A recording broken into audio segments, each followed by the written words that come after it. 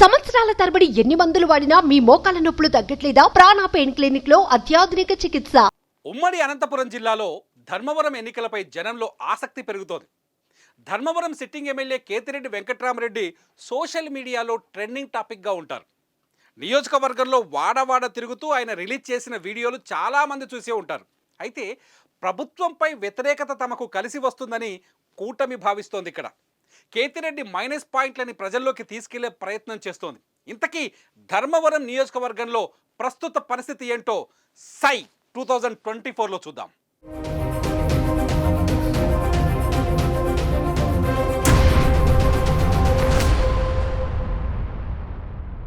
ధర్మవరం నియోజకవర్గంలో ఇప్పటి వరకు అందుతున్న సమాచారం ప్రకారం మొత్తం ఓటర్లు 2,41,910 మంది ఉన్నారు.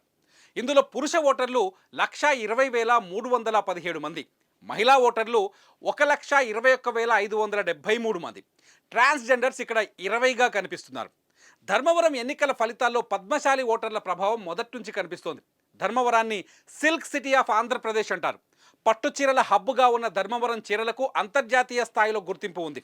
అయితే 1999లో తప్ప 1983 నుంచి 2004 వరకు ఇక్కడ టీడీపీ అభ్యర్థులు విజయం సాధిస్తూ వచ్చారు. ప్రస్తుతం ఇక్కడ కేతిరెడ్డి వెంకట్రామరెడ్డి సిట్టింగ్ ఎమ్మెల్యేగా ఉన్నారు. ఆయన వైసీపీ. ఒకసారి 2019లో ఏం జరిగిందో చూద్దాం. 2019లో కేతిరెడ్డి వెంకట్రామరెడ్డి 15,666 ఓట్ల మెజారిటీతో విజయం సాధించారు. టీడీపీ నుంచి పోటీ చేసిన గోనుగుంట సూర్యనారాయణకు 91,243 ఓట్లు వచ్చాయంటే మొత్తం ఓట్లలో 43.31% ఓట్లు. ఎమ్మెల్యే కేతిరెడ్డికి ఇక్కడ 106,909 ఓట్లు వచ్చాయి. అంటే మొత్తం ఓట్లలో 50.74% ఓట్లు. 2009 నుంచి గోనుగుంట్లకు కేతిరెడ్డికి మధ్య ఇక్కడ వార్ జరుగుతూనే వస్తోంది. 2009లో ఇండిపెండెంట్గా పోటీ చేసిన గోనుగుంట్ల 19,000 ఓట్ల మెజారిటీతో విజయం సాధించారు అప్పుడు కేతిరెడ్డి పైన. 2014లో కూడా సూర్యనారాయణ ఇక్కడ విజయం సాధించారు. కానీ 2019లో ఇక్కడ ఫలితం మారింది.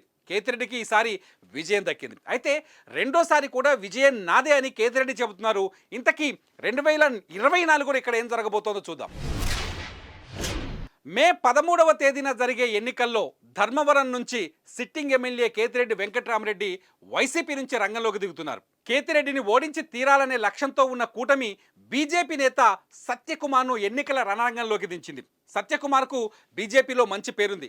వెంకయ్య నాయుడుకు వ్యక్తిగత కార్యదర్శిగా కొనసాగిన సత్యకుమార్ వెంకయ్య క్రియాశీలక రాజకీయాల నుంచి తప్పుకున్న తర్వాత పొలిటికల్ ఎంట్రీ ఇచ్చారు. విద్యార్థి దశ నుంచి ఏబీవీపీలో చురుకుగా పాల్గొనడం ఉండడం, తెలుగు, కన్నడ, మరాఠీ, హిందీ, ఇంగ్లీష్ భాషల్లో అనర్గళంగా మాట్లాడటం సత్యకుమార్కు ప్లస్ పాయింట్లు. మరాఠీ అయిన యాదవ కుటుంబానికి చెందిన నేత కావడంతో ఇక్కడ బీసీ ఓటు బ్యాంకు తనకు కలిసి వస్తుందని ఆశతో ఉన్నారు. ఇక సిట్టింగ్ ఎమ్మెల్యే కేతిరెడ్డి మాత్రం నిత్యంలో ప్రజల్లో ఉంటున్నారు, ప్రజలకు అందుబాటులో ఉంటున్నారు. దీంతో ప్రజలు తన వైపే ఉన్నారనే విశ్వాసంతో ఉన్నారు. చూద్దాం ఈసారి విజయం ఎవరిని వరిస్తుందో. మరి సై 2024లో మరో నియోజకవర్గంతో మళ్ళీ కలుద్దాం. సుమన్ టీవీలో మీ పర్సనల్ అండ్ బిజినెస్ ప్రమోషన్స్ కోసం కింది నెంబర్కి కాంటాక్ట్ చేయండి.